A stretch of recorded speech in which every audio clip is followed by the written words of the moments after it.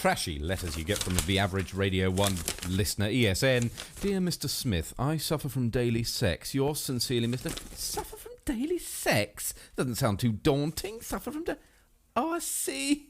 He suffers from dyslexia.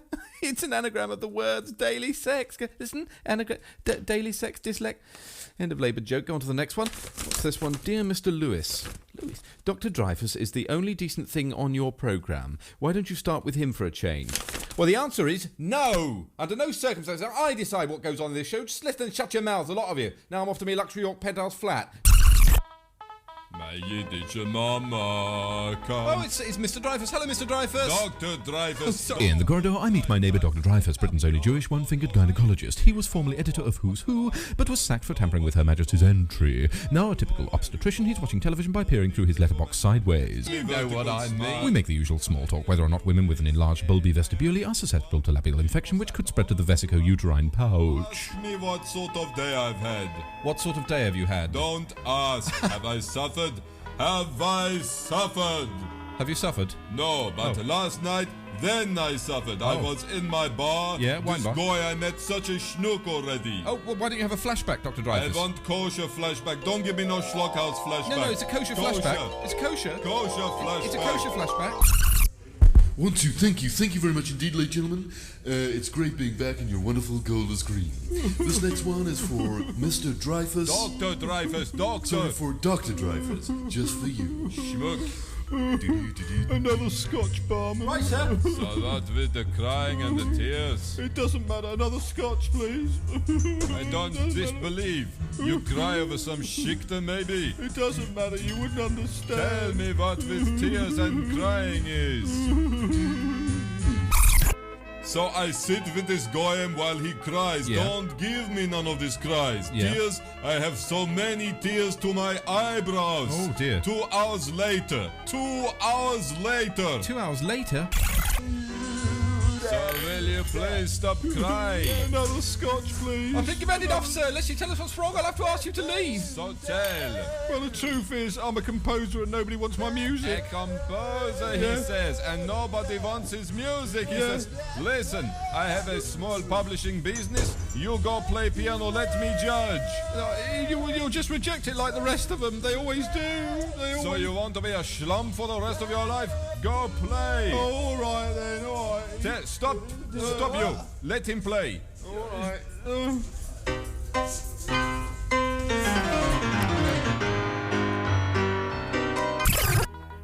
So he played. And was he good?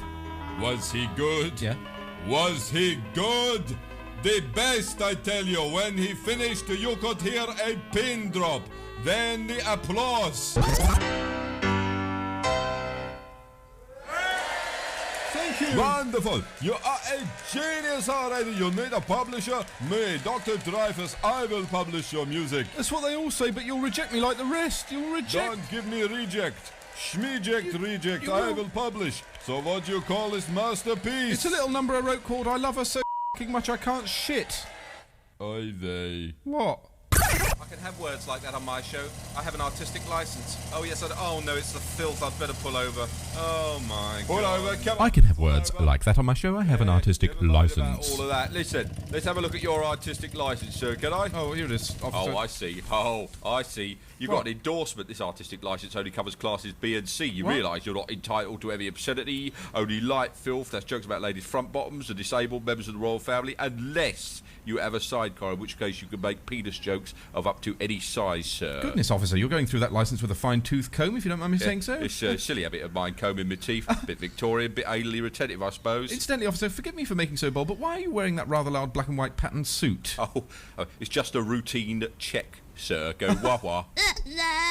Thank you. Now I'd like to smash you in the fuck.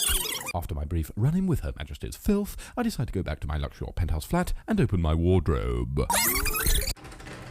Great, Timothy, everybody. It's the well-known late-night television artiste, James Whale. Thank you. It's great being back here in your wonderful wardrobe. Do you mind if I get in and join you? Is that all right? I didn't realise I was... What are you doing? I'm just getting in and joining you. Okay, right. I'll do Are it you again. in? Pardon? Okay. Ooh, I'm in. Shall I do the joke now, or...? Oh, your toes are moving up. Oh, you've got your tights on. Thank you. Do it again. It's great being back here, Victor, in your wonderful wardrobe. Do you mind if I get in and join you? I didn't realise I was coming apart.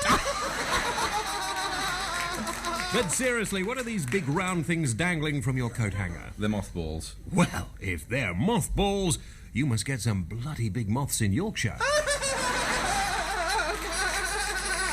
You read my jokes superbly, James. But tell me, James, apart from slowing the pace of my show down, what are you doing in my wardrobe exactly at all, in all sincerity? Well, I've been going through your trousers. Oh, lovely. And I have to say the contents of your pockets are pretty unsavoury. Happen. Ugh. See if you can remember all of these things. Oh, it's like a game, is it? That's right. Cue generation game music. A pair of stylish gentleman's rubber underwear for the doubly incontinent. A leaflet entitled Repatriation Now. 2 tubes of ointment. Some sacking containing a shrunken skull marked a present from the Philippines.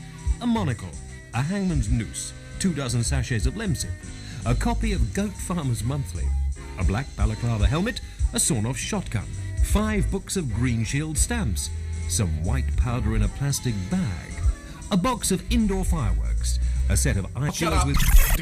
Radio 1. I'm sorry, I didn't mean to sing that. I don't know. Radio 1. I can't seem to control myself. I just keep... Radio 1. I'm not well. I better call a doctor. Doctor. Oh, do I have to have a drip up my nose? I'm afraid so, that's right. Is it bad, Doctor? I'm afraid you have jingles. A bad attack of the jingles. Oh, I wondered why I was modulating all over the place. Now I know. Well, I remember you. Weren't you here a couple of weeks ago at all? That's right, I came in here to have my links removed. Oh, well, don't worry. There's nothing to worry about. You don't have enough culture. That's your problem. Go to a few dinner parties. Keep your bowels open. That's what you've got to do. Thank you very much. You're welcome. Oh, sorry. Lovely. Have another glass of Yorkshire, do. It's so nice to have live music, isn't it? Yes, Edward Heath is playing superbly tonight, isn't he? Yes, he is, and it's so nice to mix with civilised people for the weekend. I can't stand those Radio 1 types. They're a bunch of yobbos, they are. Forgive me. Could you tell me where the lavatory is, please? It's third left. Thank you. Anyway, I was saying to him, Yes. are you gay? Yes. Do this all Yes. not. I said, no, Yes. down. Oh, that's better. All those women who say men don't know about the pain of childbirth never spend a week on a high-fibre diet. Oh, my God. Oh, down there in the water. It hasn't flushed away. Hello, all right, are you, darling? Who are you? I'm your turd. Oh, All right. God. How are you? All right? Please go, please. No, I'm not going. It is one of the immutable laws of the universe that when you stay with posh people for the weekend, then and only then do your turds refuse to flush away. This one with a piece of sweet corn at one end that looks like an eye staring up at me is here to stay. Go. No. My host will discover you. Please go. No, I can stay coiled up here in the bowl for days, weeks, months, even years. People will be using this toilet. They'll all know you're to blame. It's no use trying to flush me away. I've called myself around the bowl 4 times. I'll tell you what, let's swap places, eh? I'll join the dinner party. You can go down the lab. All It's right? still not flushed away. All right, fair deal, Mr. Jobby. Yeah? Have a good dinner party. Oh. Pull the chain. I'll go down the system. I'm off. Anyway, you'll like the food. It's shit. Oh, lovely. Bye-bye. Bye-bye. I'm sucked out of the bowl and find myself floating along the sewers of Great Britain, wondering how I'm going to get back to my luxury York penthouse flat. Suddenly, I remember that since I am now a complete and utter turd, I must be carrying a portable Cellnet phone. Quick as a flash, I dial my concierge, Mrs. Tripley, and ask her to unflush the lavatory, thus sucking me through our U-bend.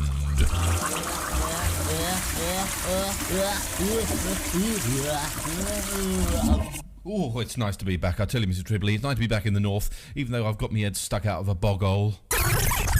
I remove the Sunny Love crystals from my hair and back in our sitting room notice that Mrs. Tripley is about to put on a new age record. I find myself transported by the ravishing sounds and, like my turd in the last scene but one, have an out-of-body experience.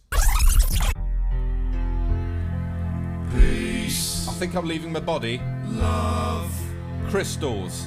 laid back, Cosmic. ponytail, Effing A. harmony, Deep. new man, cosmic. Oh, I love this new age music, Mrs. T. It's so sincere, so beautiful. This one says on the sleeve, music and peace and love to all mankind, peace, ponytails and crystals and never hurt anything. Oh, then it says in smaller print below, this cassette is copyright New Age Harmony Limited. Any unauthorised reproduction is a violation of applicable laws and will result in prosecution with maximum legal retribution. Oh, how spiritual, Mrs. Tribby, and thank the Lord, these ponytail-wearing new men don't just do it so they can screw gullible chicks. Dear me, no, no. Dear me, no. Meanwhile, back in the serene and peaceful New Age studio at the end of a take. New Age love. New Age. Sorry about that. Who cocked it up? I did. So Who what? cocked it up? It's him. So what? You Stupid. What you going to do about it?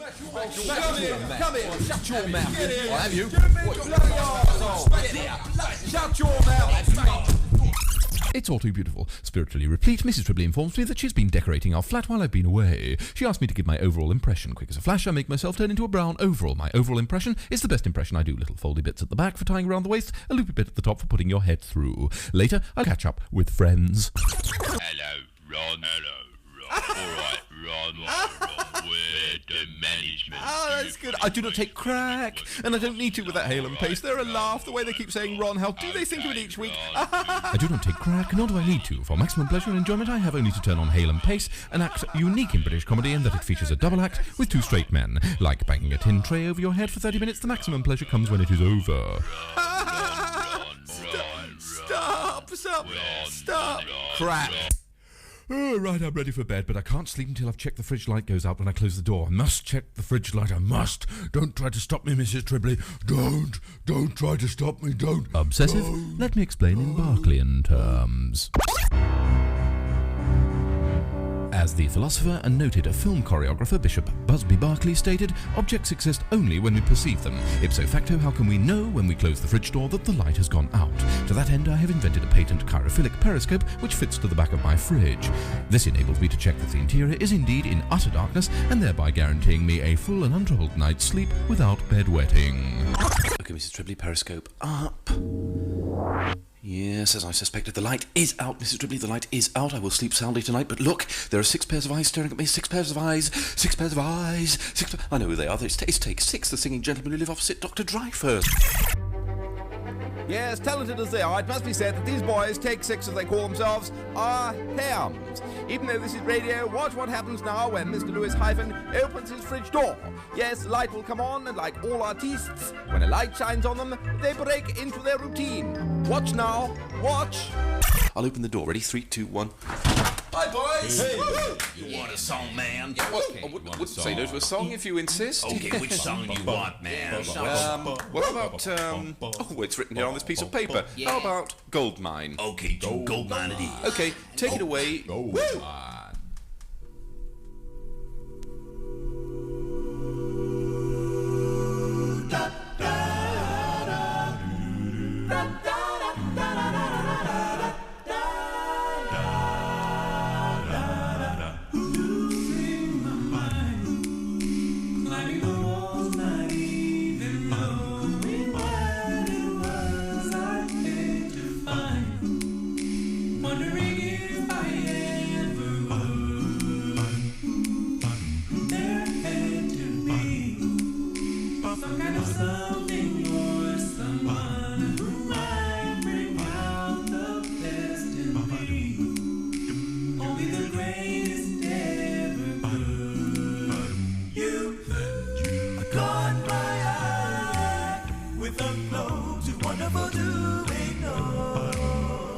Sight I took in your light, one look shining down through heaven's door.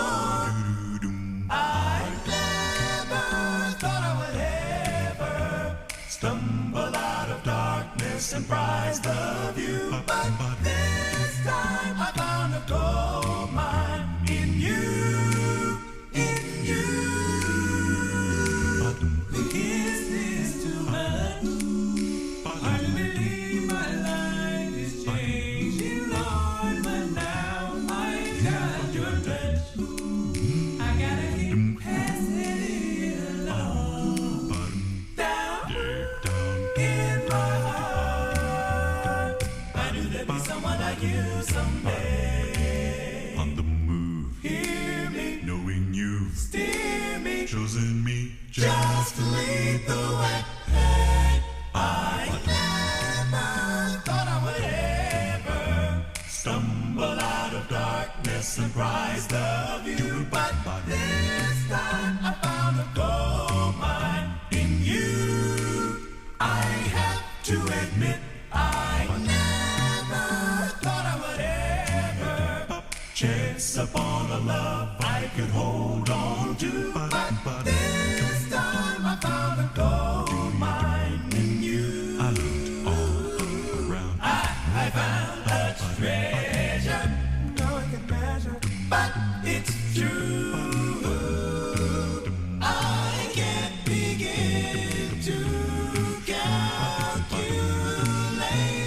my wealth, and I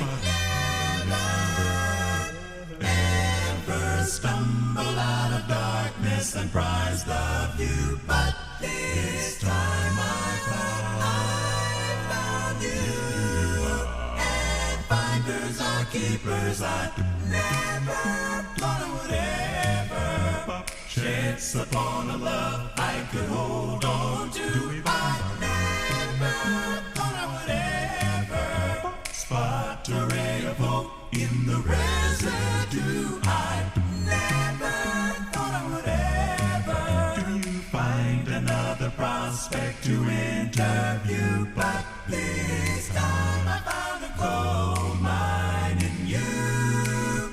I have to admit I never... Stop it! Stop it! Stop it! Stop it! Do not show appreciation. I do not much care for your so-called caring, intelligent God. Tell me this, if there is an omniscient creator with a bit of nous in the universe, then why are the stones in Avocado's 8 sizes too big? No, man. See, you can't answer that, can you? Go on, back in the fridge. Go on, best place for you, load of ants. Go on, back in the fridge. I do not care for the Holy Ghost, nor for the Father and Son. Without thinking, I burst into atheistic song to redress the balance after a load of nonsense from the 6 Evangeli babies. You may wonder why I'm so contemptuous of the theological persuasion. It's all to do with an unsuccessful court action I brought some time ago. Tape wind immediately. And another. I'm not replete. More. Yes, don't stop. How was it for you? Oh Christ, no, not again. Oh, you animal. Oh, no. To the Department of Public Prosecutions. Some 10 years ago, I was given a brochure published by the Church of England which claimed, and I quote, "Blessed are the meek, for they shall inherit the earth." In consequence, I have spent the last 10 years being meek. However, I have so far inherited nothing, and now wish to pursue legal action to claim my rightful share. I will be prepared to accept an out-of-court settlement of Frinton-on-Sea as a part of the earth. If I do not receive satisfaction, I shall be issuing a writ against the Father, Son and Holy Ghost. Yours sincerely, Mr.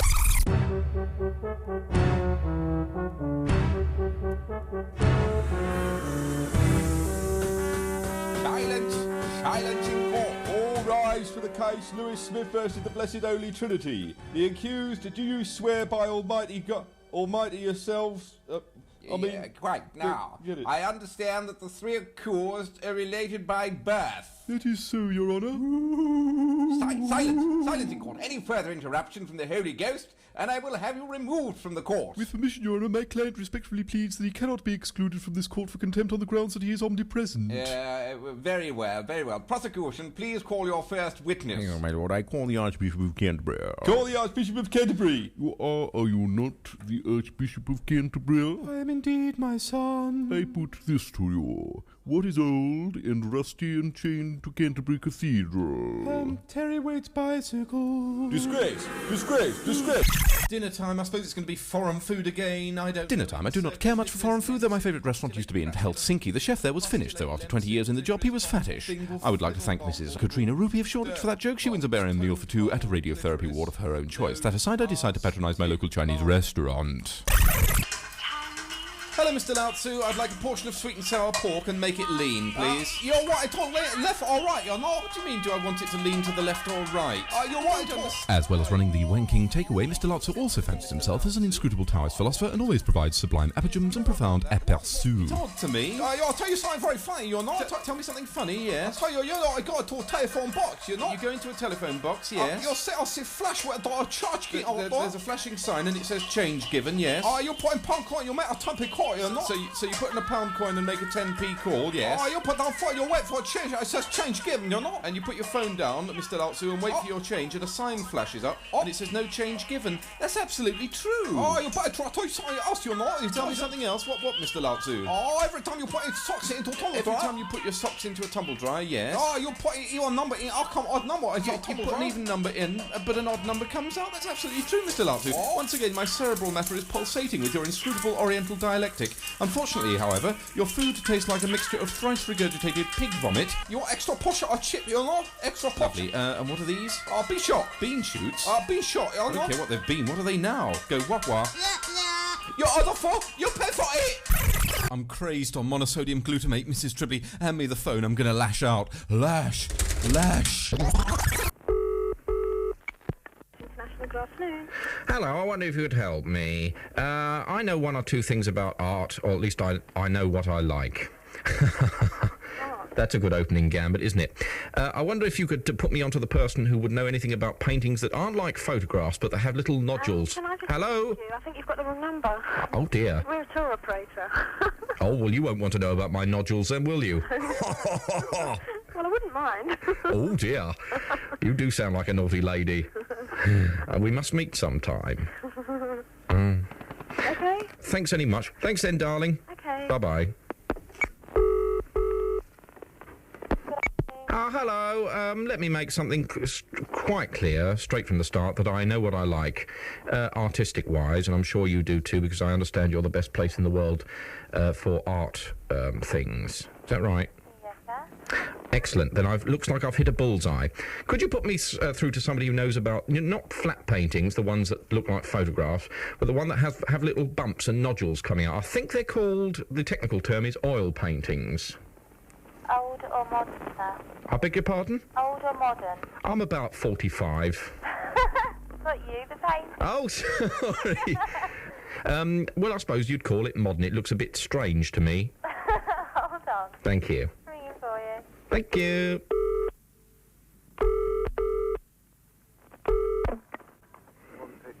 Hello, I wonder if I could speak to somebody who has more than just a CSE. I've just phoned another place in London, a place that know all about paintings, and they were of absolutely no help to me at all. Well, how can we help? You sound like my sort of person. You sound as if you've been educated. The thing is that I've just been rummaging around my great-grandfather's loft. It's like one of those stories out of Titbits, this. And amongst the old copies of Health and Efficiency magazine and some of the sort of women's clothing he used to keep up there, I've found this old painting. It looks about sort of 70 years old. It's got a lot of dust on it. And I've got one in front of me that looks like a load of toot. Yeah. But I think it might be worth a bit of money. Right. Can I just describe it to you? Sure. It's got a name at the bottom. I can't quite see. How would I go about looking at the name? God, is it very indistinctly signed? It's signed, but it's at the bottom of the frame. Can I just hold on a second? I'll just rip out the paint. I'm ripping out a bit of the painting now. It won't damage it, will it? Well, if you have to remove the canvas. Well, I'm not. I'm just tearing it out. That seems to be all right. It's like one of those. It says peak artist or something. Picardia, maybe? No, it's not Picardia. It's a sort of large P, and I'll tell you what, I'll describe the painting for you. Right. It's a woman playing the bagpipes with her son standing next to her, look like playing the guitar, but it's all square bits and blue bits. And yet, hold on a second. That's better. I can see the name completely now. So like I can't really describe. It's like Picissi or something. It's got an O at the end. What? Not Picasso, do you think? Picasso. He's famous, isn't he? Very famous. Well, it could be that. It's just a squiggle. There's a large P and a squiggle at the end, and there's definitely an O. Yeah, because that's how he signed it. Well, okay, let's not get to it. I know, my grandfather wouldn't leave a load of toot, and I know that he had quite a bit of money stashed away. Yeah. Well, that sounds rather intriguing. It does sound light. I've got some old back copies of Health and Efficiency magazine, too. Do you deal in that sort of stuff? No, not really. They're quite rare. They're about 1925. Naked figurines jumping around willy-nilly. Really? Yeah. It It's a sort of a blue painting. It's got all this sort of jutting out, all lots of little nodules. I think he must have been slightly eccentric, this bloke, when he's painting this, because he's got all the ears in the wrong place and the nose is coming out of the... I'm looking at it now. The nose is actually coming out of the gentleman's bottom. Jake? No, I'm not. It does... Well, the thing is, you intrigue me because Mhm. Cafe did a lot of pictures. I mean, I don't know if you know anything about Cubism. Is it a place where Fidel Castro, something like that? Yeah, it's a bit before that, but... It's Fidel Castro, isn't it, Cubism? Well, it's more like Braque and Leger and artists like that. Oh, yeah. But the thing is, Picasso juxtaposed the body very much, so you did find the toes were up on the nose and the thing was... He juxtaposed his body? Yes, I mean, he made bodies sort of... the various parts of them were all put in the wrong place, you know. What, was he slightly sick or something? Let's just say he was experimenting. If I take out the entire frame, there's a date on it. Is that... Hold on a second. Hold on a second. Hold it. I need to tear out the last bit. There's a date. It says 1914 at the top of the frame. 1914. Well, I'd be actually very interested to see it. All right then, dear. I'll pop it down. I'll come on the bus this afternoon. Okay. How much do you think it might be worth if it were something like this Piketty bloke? But, well, if it was Picasso, is it a drawing? Or... No, it's got little noduley bits. I told you. It's got a bit of nodules, all colours, nodules coming out of it. It's like... Is it oil? Or it's sort of rather thicker type of paint? Yeah, it's the sort of thing. It's not crayon. No, it's thick jutting, because I'm touching it now. I'm touching it with my fingers. It's very tactile. I'm touching it. It feels hard and slightly bumpy. It does feel hard at the moment, yes. Feels very hard. It feels hard. Okay, well... Hold on a second. Hold it. The dust that's coming from it, you wouldn't believe it. I'll bring it along this afternoon. Is that the only one you've got? Or have you got millions of other things? Oh, there are a couple around like it, because most of our stuff comes from Boots. Well, you never know. The way you described it, it sounds as if it could vaguely be Picasso, but don't raise your head. All right, well, how much money would it get? That's the most important thing. I'm not interested in the art. I want the cash. Well, I mean, Picasso is quite a lot of money. It depends... What, 25 quid, 30, 100? No, it's a lot more than that. If it's a genuine Picasso, if it's an oil painting, genuine Picasso, you could be in the sort of thousands. I beg your pardon, my darling? Thousands? Yes. Anyway, we'll see what's your name? My name is Clint Hyperwatchtick.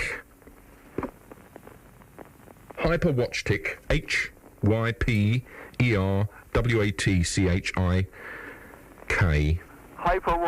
Hyperwatchtick. Oh, I like... It's German.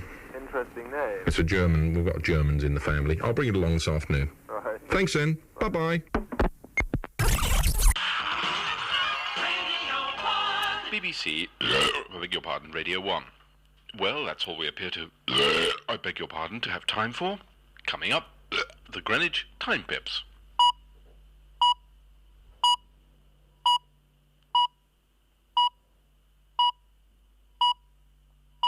Oh dear, I'm terribly sorry. There seem to be more pips than usual. They must have been breeding. I left them alone in the studio overnight and they get very excitable under the lights. I really must have them spayed. I'm so sorry about this, ladies and gentlemen. You know, it's terribly difficult. That was Victor Lewis Smith, written by Paul Sparks and Victor Lewis Smith. We'd like to point out that all characters appearing in this program who are living, dead, or imaginary are living, dead, or imaginary. The program was produced by Victor Lewis Smith, who also supplied the music and the voices, not because he's any good, but because he's cheap. I seem to have a pip stuck under my upper plate.